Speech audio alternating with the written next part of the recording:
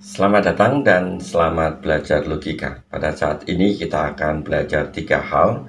Yang pertama adalah hukum berpikir, kemudian yang kedua adalah validitas, dan kemudian yang ketiga adalah 4 teori kebenaran. Kita akan lihat satu persatu. Yang pertama adalah hukum berpikir. Hukum berpikir ini kita akan mengambil dari Aristoteles. Yang pertama adalah prinsip identitas. Artinya, pola berpikir kita itu menggunakan prinsip segala sesuatu itu sama dengan dirinya sendiri. A adalah A. Kemudian yang kedua, prinsip kontradiksi. Pola berpikir kita atau cara berpikir kita itu adalah segala sesuatu tidak sama dengan lawannya. A tidak sama dengan yang non-A.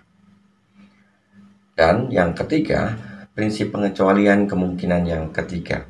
Artinya, di antara dua hal, A dan non-A, kita tidak bisa memilih di tengah-tengahnya. Kita memilih A adalah A, atau prinsip identitas, atau kita memilih yang satunya lagi, A bukanlah non-A. Tidak ada jalan tengah. Kemudian yang berikutnya, yang keempat, prinsip alasan yang cukup. Artinya adalah segala sesuatu itu terjadi, itu pasti ada alasan yang cukup yang membuat ia terjadi. Dan yang terakhir, yang kelima, prinsip kesimpulan tidak boleh melebihi daya dukung dari premis. Artinya, pada saat kita memutuskan atau membuat kesimpulan, itu jangan lebih dari premis-premis yang mendukungnya. Yang berikutnya kita belajar soal validitas dan kebenaran. Apa yang dimaksud dengan validitas? Validitas itu boleh dikatakan atau berarti kuat. Suatu argumentasi dikatakan valid itu jika kesimpulan itu ditarik dari premis-premis harus mengikuti aturan-aturan. Secara sederhana, valid berarti mengikuti aturan atau valid berarti tidak melanggar aturan. Sementara itu, benar atau nilai kebenaran itu kita bisa mengambil ada 4 teori kebenaran. Yang pertama adalah korespondensi. Sesuatu itu dikatakan benar jika isinya itu sesuai atau mencerminkan kenyataan. Sederhananya, perkataan sama dengan kenyataan. Contohnya misalkan saya berambut pendek, dan memang betul berambut pendek.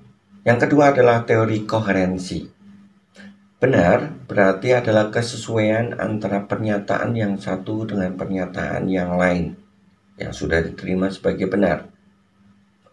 Contohnya adalah pada saat saya membuat sebuah pernyataan pada tulisan ilmiah, maka saya merujuk satu referensi. Referensi itu dinyatakan sebagai benar dan saya mengambil sebuah pernyataan dari referensi yang ada. Yang ketiga itu teori pragmatis. Benar artinya efektif. Kalau saya mengambil keputusan benar, maka keputusan itu efektif. Contoh yang paling sederhana, kalau saya akan pergi ke satu tempat, maka jalur yang saya ambil dikatakan benar kalau dia efektif. Untuk bagian yang ketiga ini biasanya digunakan oleh pengambil keputusan. Yang sangat kelihatan adalah pengambil keputusan kebijakan publik.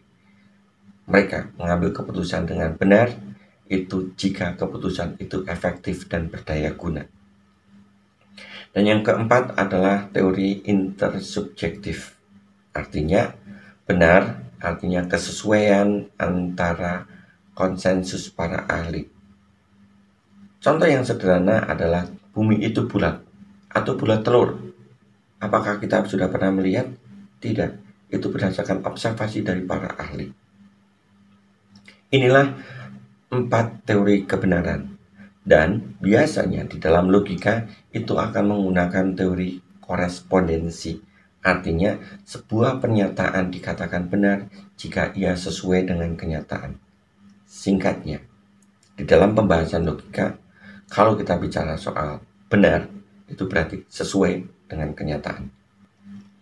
Oke rekan-rekan, ini dasar yang paling sederhana dari belajar logika. Nanti selebihnya kita akan mempelajari di dalam tahapan-tahapan selanjutnya. Yang penting jaga kesehatan dan senantiasa semangat. Salam logika.